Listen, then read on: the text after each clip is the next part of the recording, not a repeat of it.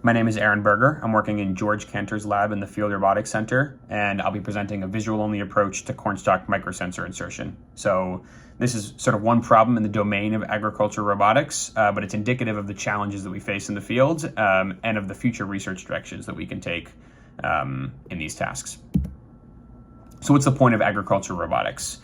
So it turns out in the US, the current rate of crop productivity isn't sustainable. So by 2050, we're going to have to significantly increase our crop yield because of decreasing supply of low-cost labor. And part of this low-cost labor goes to what we call plant health monitoring. So going out in the field and actually seeing how our plants are doing, how our fields are doing, so that farmers can get a good idea of when to take intervention methods. But because of this decreasing supply of labor, there's an increasing reliance on autonomous robotics to do this. So we've partnered with Iowa State University, who provided us with these microsensors, which accurately track over a long period of time the nitrate levels in corn stalks, which is a good indicator of the nutrients that the corn stalks are absorbing from the soil.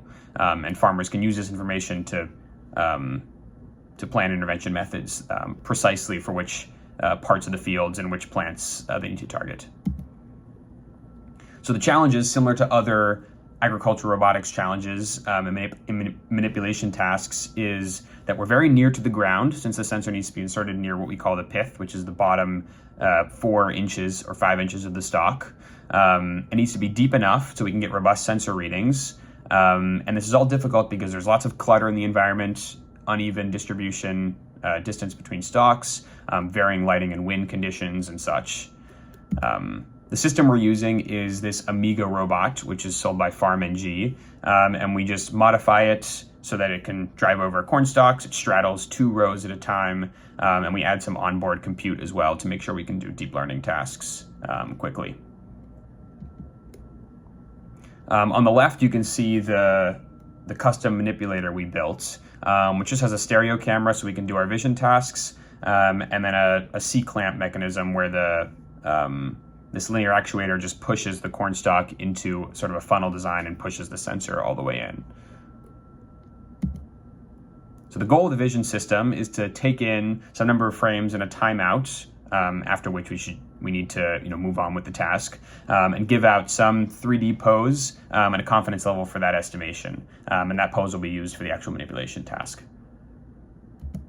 And how we do that is we take a stream of input frames, which is an RGB image and also a depth image, and we segment the stalks in those images, and then we do some 3D processing, which I'll talk about in a second, to turn those 2D predictions into 3D predictions. And then we do that over a number of frames to determine the best stalk over a number of frames, and we return that grasping position.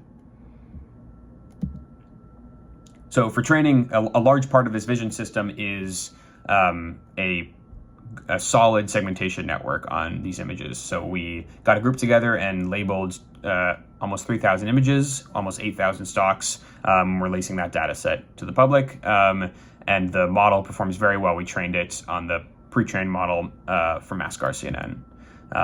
Here are some segmentation results on unseen images. So this segmentation model performs very well, and we'll release this model as well to use in other tasks that are similar. So from there, after we've extracted the stalks, we need to do some 3D extraction, right? So we take the points that we saw in the 2D masks and we extract their depth from the depth image, and then we fit some lines to those points for each stalk using ransack and least squares, and then we sort of choose a grasping point along that line based on a number of factors, but generally a decided height above the ground. And that can be adjusted for each field. So here's a video of the full pipeline in action.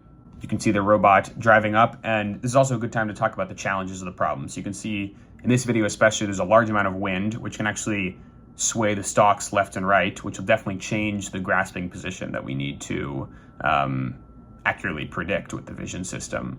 And then of course you can see there's going to be varying lighting conditions, especially at sunrise and sunset. And sometimes we have conditions like fully occluded stalks, where, as you can see, there's the orientation of the stalks matters a lot, since that's the plane where the leaves grow on. And so if that happens to be directly towards the robots, we get stalks that are sometimes impossible to see. And so as we'll see with our evaluation in the actual field, we predict that this task has a maximum possible accuracy of, or insertion success of, say, 60 to 70%. And so it's because of the cluttered environment, it makes the task very, very difficult. But this is an example of a success. You can see as we pull out, the red sensor is still in. And at this point, we deploy some sort of tracking mechanism for getting the data back.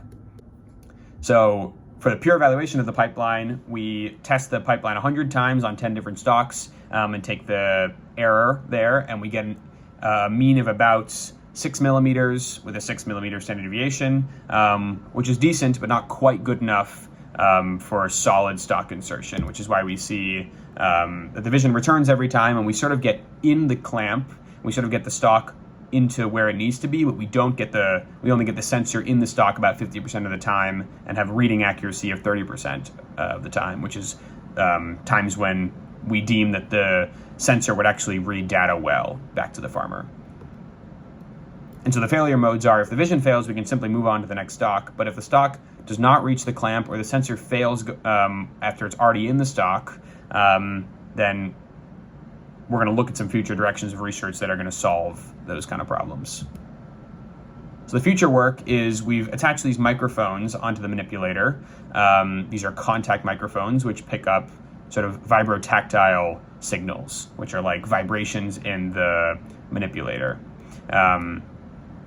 And so, as we do things like touch the ground, or, we bump into a stalk in a certain place on the manipulator, or in this very difficult situation, it might be useful to know when we've bumped into something or what we've bumped into. And so we can use sort of transformer models and a stream of audio data to do better localization and classification to help us gain a better understanding of our environment past sort of the just vision only sensors. So here's one possible future direction, is we could add to the pipeline we have now by refining the position, both in the z-axis by bumping into the ground and using vibrotactile signals to get a really accurate ground measurement, which is hard to do with vision only. And we could also refine the position after the point at which the stalk is already inside the clamp, which we can do easily with vision, as you've seen. We can then try to make sure that we actually get the sensor inside the stalk by refining the position, by bumping into the stalk and sort of getting better localization that way, because this millimeter accuracy is really difficult to get with vision only in cluttered wind environments and such. That's it. Thank you very much for watching.